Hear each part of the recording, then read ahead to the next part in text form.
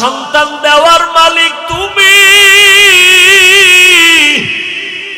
এখানে তো আমার কিছু করার নাই। ও আল্লাহর বান্দারা ভালো করে বুঝো, ওই আল্লাহর বান্দা 6টা কন্যা পাইয়া 7ম নাম্বার বাচ্চা গর্ভে আসলো, সিগন্যাল দিয়া দিল কন্যা যদি হয় তোমারে তালাক দিব, বাবার বাড়ি চলে যাই, আমি কন্যা চাই না।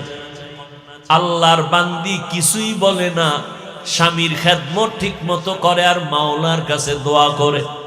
স্বামী রাতের বেলা ঘুমায়, আল্লাহর বান্দি যায় নামাজে রাত কাটায় আর মাওলার সাথে কান্না করে সময় কাটায়। ও আল্লাহর বান্দারা, ওই আল্লাহর বান্দি, সন্তান দুনিয়াতে আসার সময় কাছাকাছি, মেশিন নাই, কোন পরীক্ষার যন্ত্র নাই যে জানবে সন্তানটা ছেলে না মেয়ে। আল্লাহ দিছেন 7ম নাম্বারটাও কন্যা, কিন্তু স্ত্রীও জানে না, স্বামীও জানে না।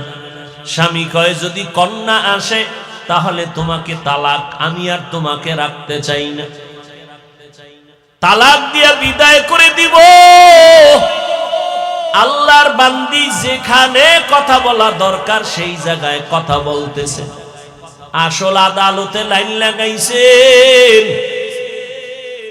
দুনিয়াতে আসার কাছাকাছি সময়ের এক ঘটনা, আল্লাহর বান্দা রাতের গভীরে ঘুমে নিমগ্ন হয়ে গেল।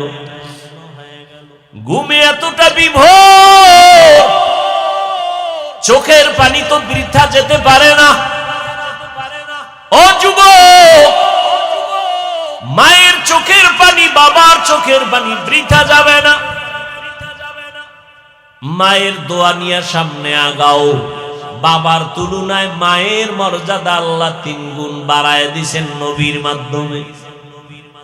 এই যুবকেরা, মা বাবার দোয়া ছাড়া সামনে আগাইতে পারবা না, সফলতা আসবে না। আল্লাহর বান্দি, স্বামী ঘুমায়, তিনি ঘুম থেকে উঠা গভীর রজনীতে, যেই টাইমে আমার আল্লাহ প্রথম আসমানে আসেন বান্দার দাবি শোনার জন্য, অতিও গভীর হয় রজনী যখন, নীরবে প্রভুর নাম জপিও তখন। প্রভুর করুণা যদি পাইবারে চাও, গভীর রাতে উঠে প্রভুর গুণগান গাও। স্বামী কই? ঘুমায়, কঠিন ঘুমে আছে।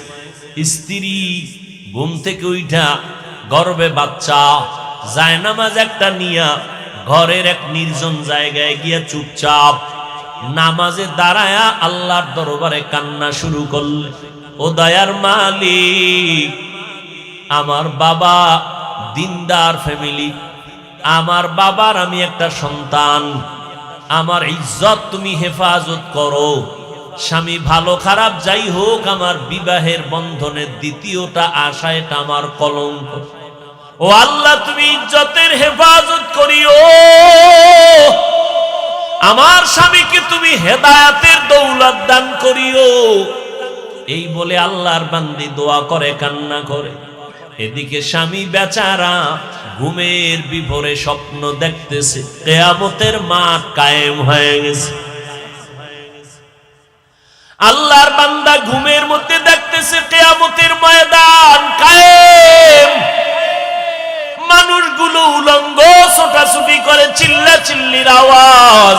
একদিকে জাহান্নামের আগুনের গরম, অপরদিকে সূর্যের গরম। মানুষগুলো পাগলের মতো দৌড়াদৌড়ি করে। আমার আল্লাহ আদালত কায়েম করে মানুষের আমল নামা দেয়।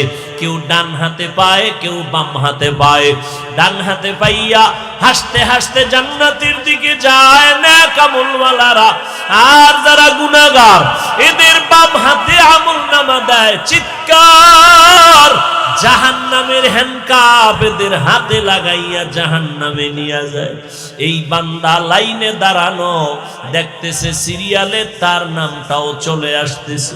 কাছাকাছি আসার পর আমার মাওলার কুদরতের আওয়াজ, আল্লাহ বলে, রে ফেরেশতা, এই নাফরমানের হাতে জাহান্নামের শিকল লাগাও, শিকল লাগাইয়া জাহান্নামের দিকে নিয়ে যাও। এই বান্দা দুনিয়াতে কোনো আমল করে নাই, জাহান্নামে নিয়ে যাও। আল্লাহর বান্দা ঘুমের মধ্যে স্বপ্ন দেখতেছেন, যখন তারে ধইরা জাহান্নামের দিকে নিতেছে, আল্লাহর বান্দা হাউ মাউ করে কান্না করে। জাহান্নামের গরম বড় কঠিন, জাহান্নামের গরম হাওয়াটা বহু দূর থেকে শরীরে লাগা মাত্র চামড়াগুলো খসে খসে পড়ে যাবে। ওই জাহান্নামী ঘুমে দেখতেছেন জাহান্নামের 7টা দরওয়াজা। প্রথম দরওয়াজায় নিয়ে যখন ঢুকাবে, হঠাৎ ওই বান্দা দেখতেছেন ফেরেশতারা জাহান্নামের প্রথম দরওয়াজা দিয়ে ঢুকাইতে চায়, দেখে একটা মেয়ে দরজার সামনে দাঁড়ানো। মেয়েটা হাত দিয়ে কয়, খবরদার আমার বাবারে কই ঢুকাও, আমার বাবারে জাহান্নামে দিও না। ও ফেরেশতা, যদি আমার বাবারে জাহান্নামে দাও, আমাকে আগে জাহান্নামে দাও। আমার বাবা এত কষ্ট করেছে, আমাকে লালন পালন করতে গিয়া কত কষ্ট বাবায় করেছেন, আমার বাবারে আমার জাহান্নামে আমি ঢুকতে দিব না। ফেরেশতারা নিরুপায় হইয়া এই হাতে ধইরা তারে দ্বিতীয় জাহান্নামের দরজায় নিয়ে গেল। ওখানে নিয়ে যখন হাজির আমার মাওলার কুদরত, ওখানে নেওয়ার পরে দেখি দ্বিতীয় কন্যাটা হাজির। ওই কন্যা হাত দিয়ে বলে, ফেরেশতা খবরদার আমার বাবাকে জাহান্নামে জ্বলতে দিব না। আমার বাবার এত কষ্ট, আমার বাবার এত ত্যাগ, আমার বাবা ঋণ আদায় করতে পারবো না। ও যুবকেরা, তোমার বাবার হক কি আদায় করেছো? ওই মা বাবারে কেমনে ভুলিয়া কোথায় যাও? মা বাবার হক আদায় না করিয়া কবরের দরওয়াজায় যাইও না রে বাবা, এখনো সময় আছে, তওবা করিয়া নাও। আল্লাহর বান্দা বলি, আমি স্বপ্নে দেখতেছি দ্বিতীয় দরজায় আমার কন্যা আমাকে ফিরাইয়া দিল। জাহান্নামের ফেরেশতারা ধরি আমাকে তৃতীয় দরজায় নিয়ে গেল। ওখানে যাওয়ার পরে দেখি আমার তৃতীয় কন্যা হাজির।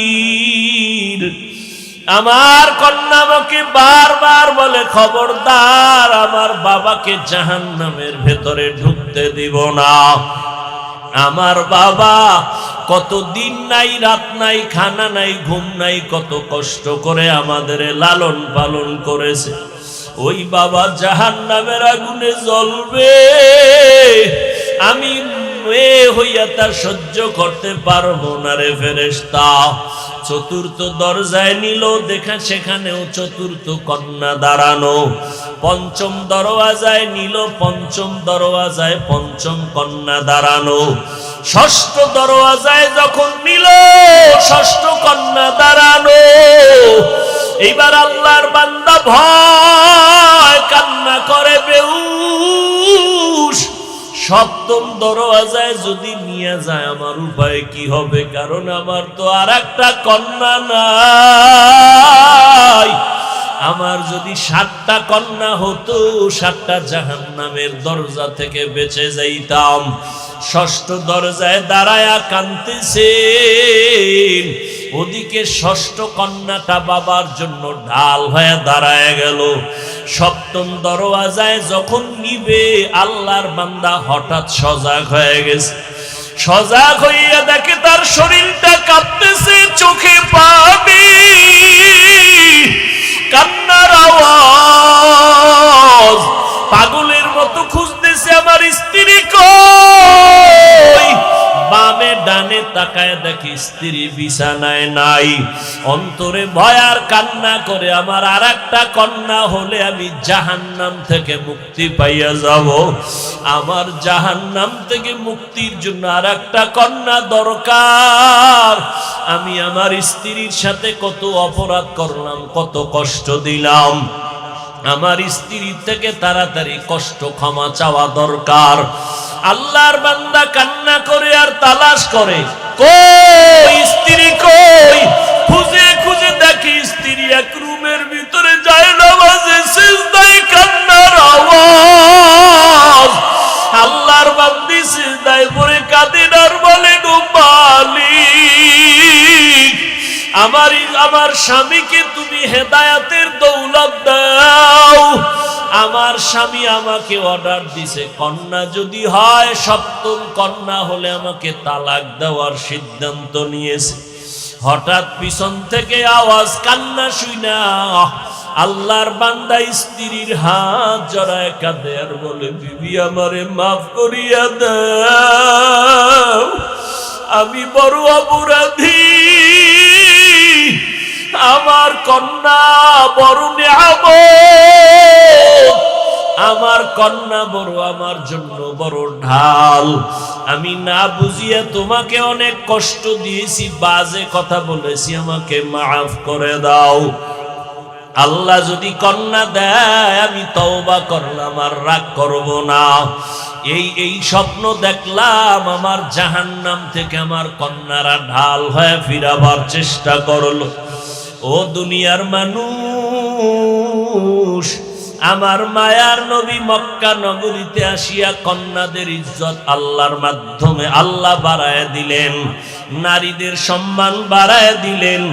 ও পর্দার আড়ালের আম্মা জানেরা, বোনেরা, আপনাদের এত দাম, এত মর্যাদা। আপনারা নবীদের মায়ের মতো মা, সাহাবায়ে কেরামদের মায়ের মতো মা, হাফেজে কোরআনের মায়ের মতো মা। এত সম্মান আল্লাহ দান করেছেন। সন্তানগুলো আদবওয়ালা, আদর্শওয়ালা বানায়া যান। ডাক্তার বানাবেন, ইঞ্জিনিয়ার বানাবেন, প্রফেসর বানাবেন। সন্তানগুলো কোরআন পড়ায় নবীর আদর্শওয়ালা বানায় যাবেন। আপনাদের অবদান আর দোয়ার কারণেই দুনিয়ায় সব সন্তানগুলো ভালো হয়েছে।